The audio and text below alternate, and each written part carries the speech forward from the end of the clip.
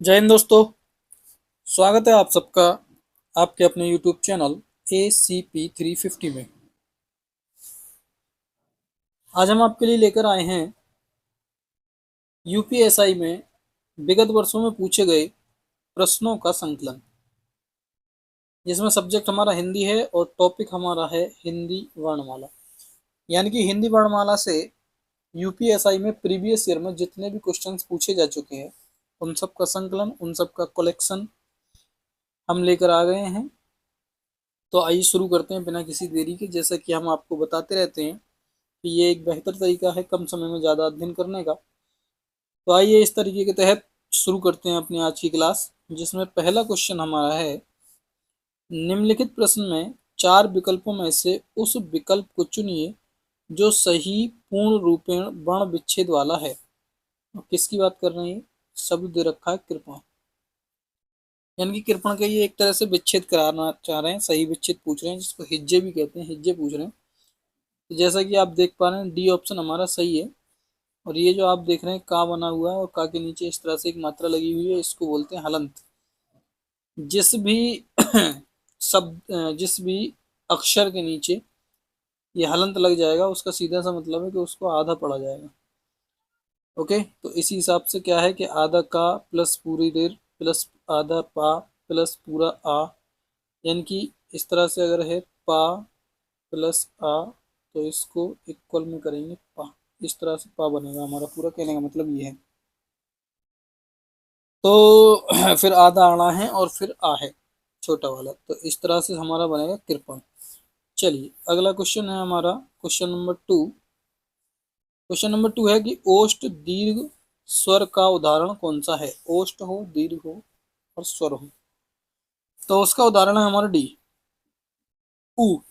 ऊ बोलेंगे तो होठ, होठों में सर्कल बन जाएगा, होठों की सहायता से इसको बोला जाता है। दीर्घ इसलिए क्योंकि बड़ा है, इसको बोलने में समय लगता है। और चूंकि ये एक प्रीवियस ईयर के क्वेश्चन की क्लास है तो यहाँ पे व्याकरण तो हम समझाएंगे नहीं, लेकिन हाँ जितना थोड़ा बहुत हो सकेगा उतना रिवीजन के एक हिसाब से, रिवीजन के पॉइंट ऑफ व्यू से उतना बता दिया जाएगा, क्योंकि रैपिड रिवीजन हमें करना है। तो सारा सिलेबस खत्म करने के बाद में प्रीवियस ईयर पर नज़र डाली जाती है, क्या पूछ रहा है, कैसे पूछ रहा है, कौन सा क्वेश्चन रिपीट हो रहा है, लैंग्वेज क्या है, वगैरह वगैरह वगैरह। तो वही चीज़ हम यहाँ पे देखने की कोशिश कर रहे हैं। तो आइए अगले क्वेश्चन की तरफ।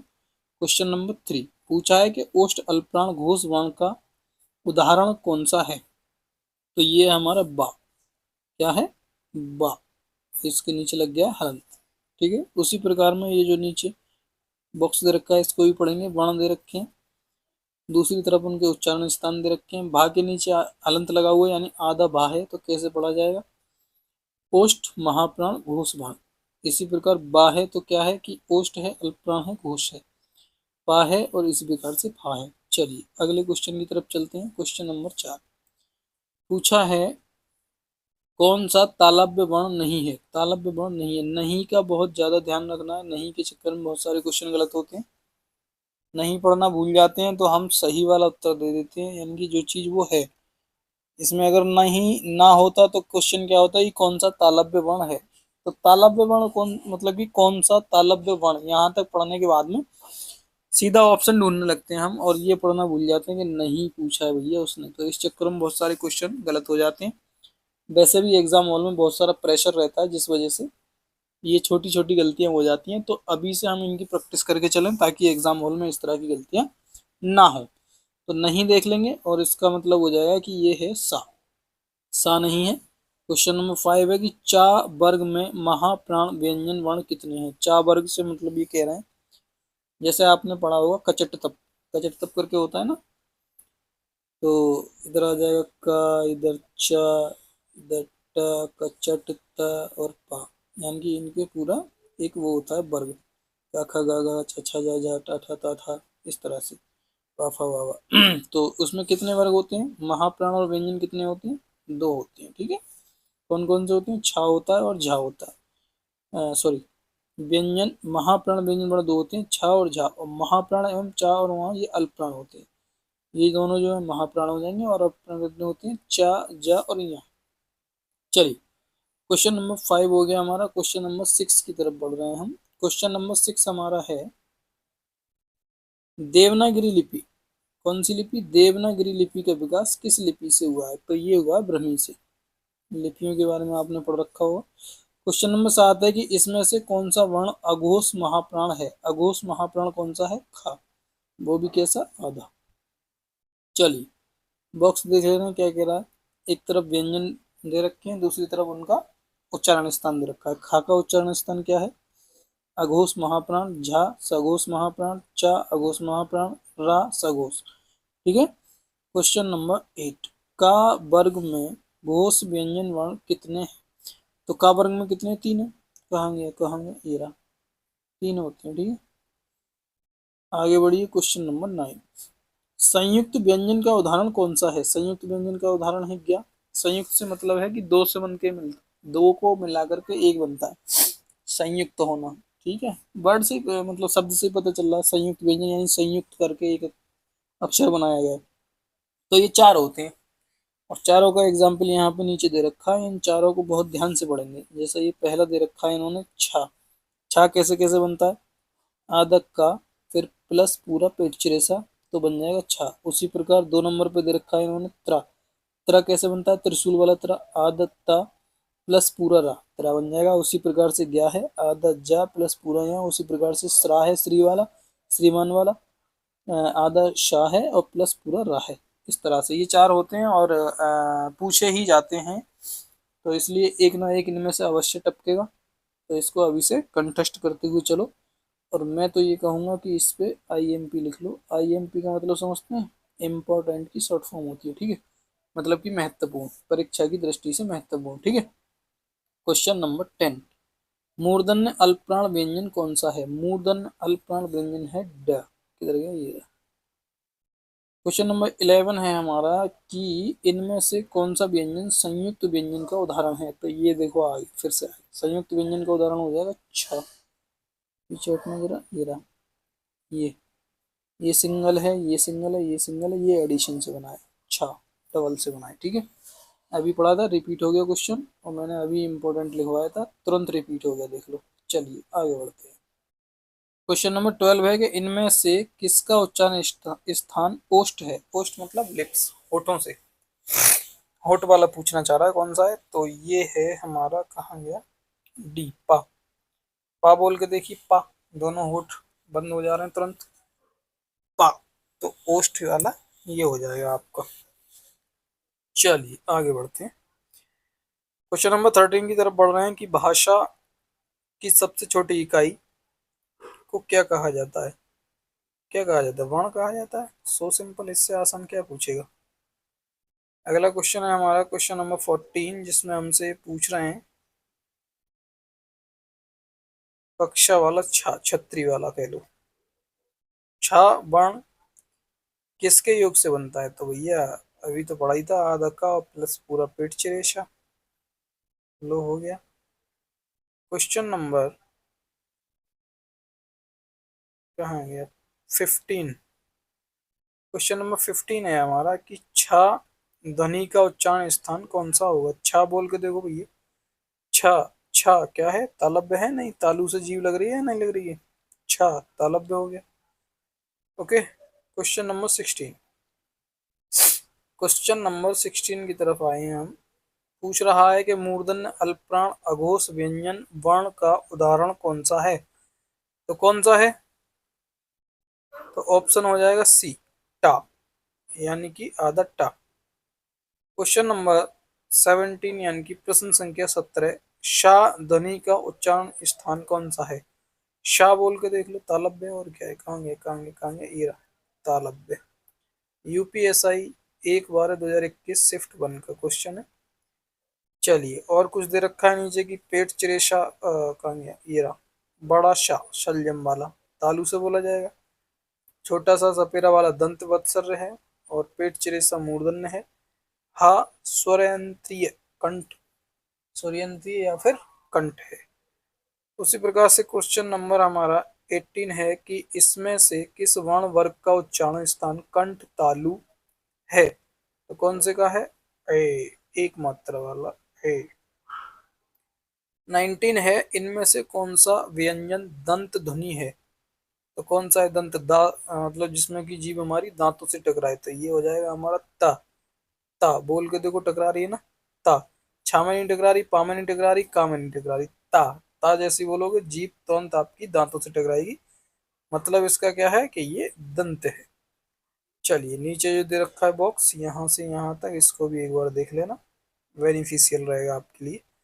क्वेश्चन नंबर 20 है कि टा वर्ग में किस प्रकार के व्यंजन हैं? टा वर्ग में किस प्रकार के व्यंजन है भैया? मूर्धन्य है। ठीक है, कौन कौन से? ट, ड, ढ, र, ण, अण, इस तरह से। Question number 21। Question number 21। Question number 21। 21 में कह रहा है हमसे कि कौन सा वर्ण उच्चारण की दृष्टि से दंत नहीं है? नहीं आ गया भैया क्वेश्चन में, नहीं का बहुत ध्यान रखना है। तो कौन सा नहीं है? टा नहीं है, टा। दंत नहीं है टा। बाकी ये दे रखा है, इसको देख लेंगे, देख ही चुके होंगे आप। क्वेश्चन नंबर 22 है कि या र ला वा किस वर्ग के व्यंजन है? अब मैं ये नहीं ढूंढ रहा था, बहुत देर से आ क्यों नहीं रहे, आगे देख लो। तो ये अंतस्थ व्यंजन है, और ये रट लो, यही है बस चार, या र ला वा। चलिए अब बढ़ते हैं आगे। ये देखो बहुत अच्छा है, बॉक्स में दिया हुआ है, इसको जरा ध्यान देंगे कि या रा ला वा जो है ये अंतस्थ व्यंजन है। उसी प्रकार आ, बड़ा आ और का वर्ग ये कंठ ध्वनि है। और जी छोटा ई बड़ी ई प्लस चा वर्ग ये तालव्य ध्वनि है। टा वर्ग पेट चिरेसा रा और रेर ये मूर्धन्य है। ता वर्ग ला और शा ये आपका मतलब पेट चिरे सॉरी सपेरा वाला सा ये दंत ध्वनि है। कैसी ध्वनि है? दंत वाली। चलिए क्वेश्चन नंबर 23 की तरफ हम बढ़े हैं। दंत बत्सर्य महाप्राण घोष व्यंजन वर्ण का उदाहरण कौन सा है? बहुत ही खतरनाक क्वेश्चन। ऑप्शन आ जाएगा ध और ध के नीचे हलंत है मतलब कि आधा। UPSI 28/11/2021 shift 1। काफी दमदार क्वेश्चन रहा। क्वेश्चन नंबर 24 है, इनमें से तालव्य व्यंजन का उदाहरण कौन सा है? तो वो है च, छ, ज और झ। तालु पे जीप टकरा रही है नहीं, च, छ, ज, झ। चलिए बाकी इन पे ध्यान दे लेना, जैसे कि अभी ऊपर से देते ही आ रहे हैं, अब तक तो याद भी हो गए होंगे। चलिए 25 की तरफ चल रहे हैं हम। दंत बत्सर्य अल्पप्राण अघोष वर्ण का उदाहरण कौन सा है? तो ये हमारा ता। और 26 में है ग ज च च क्या है, ग ज छ च ट इनमें तालव्य महाप्राण घोष वर्ण कितने? कोई सा नहीं महाप्राण में, जीरो होना चाहिए answer A. Option A answer होना चाहिए। चलिए देखते हैं चल के क्या है, कौन सा है? 26। 26 कहाँ गया? हाँ ए ही है, 26 का ए ही है। चलिए आगे बढ़ते हैं। 27 कहाँ मर गया? 27 में कह रहे हैं कि मूर्धन्य ह्रस्व स्वर का उदाहरण कौन सा है? तो ये रे रे और क्या है? मूर्धन्य ह्रस्व स्वर का उदाहरण क्या है? रेर, रेर से ऋषि। 28 है कि जो दुनिया ना स्वर है ना व्यंजन है इन्हें क्या कहते हैं? तो इन्हें अयोग्य कहते हैं। ये शायद दो होती हैं, बॉक्स में दे रखी होंगी नीचे, ये रही, एक ये है एक ये है, अंगा और अह। पूरा अगर लिखना चाहेंगे इनको तो ये इसके आ के ऊपर ये पहुंच जाएगा और आ के पीछे ये पहुंच जाएगा, विसर्ग जिसको कहते हैं। चलिए 29, शाह का उच्चारण स्थान इनमें से कौन सा है? तो ये है तालु।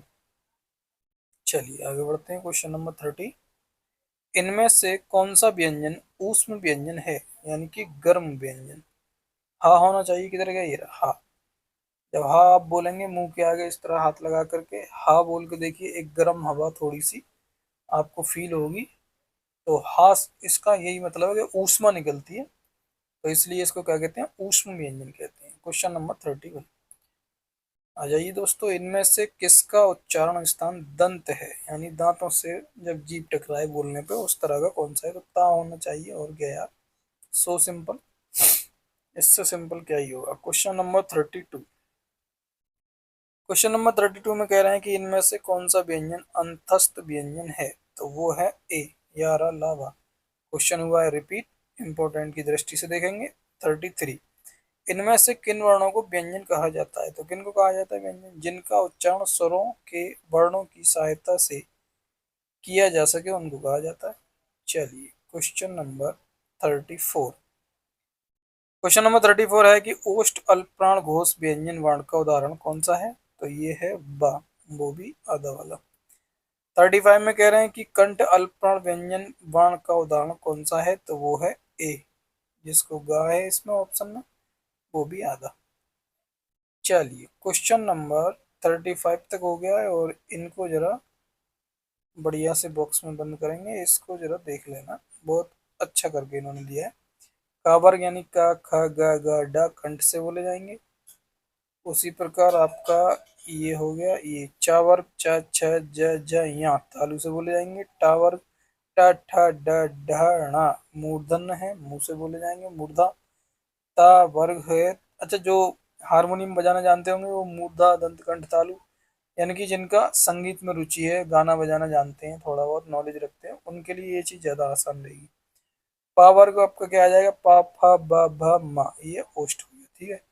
कंठ तालु मूर्धा दंत और ओष्ठ, यहाँ से ऐसे याद कर सकते हैं। इधर से क, च, ट, त, प, कचट तप, और इधर से कंठ तालु मूर्धा दंत ओष्ठ, ठीक है। क्वेश्चन नंबर भूलिए कौन सा था, 35 हो गए, 36 पे आ जाइए।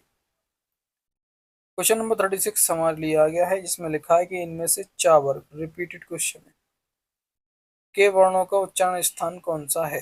तो ये है हमारा बी, तालु। चलिए और जी क्वेश्चन हुआ है रिपीट, इस बात को भी ध्यान में रखते हुए 37 पे पहुंच गए हैं कि इनमें से किस में रेर की मात्रा का उपयोग हुआ है? वृष्टि में हुआ है, बा के नीचे, ए ही ऑप्शन हो गया। क्रिया में रा का हुआ है, रिपु तो बिल्कुल ही अलग हो गया, वर्षा में भी रा टंगा है ऊपर जाके, तो ये शायद रेफरा है, और ये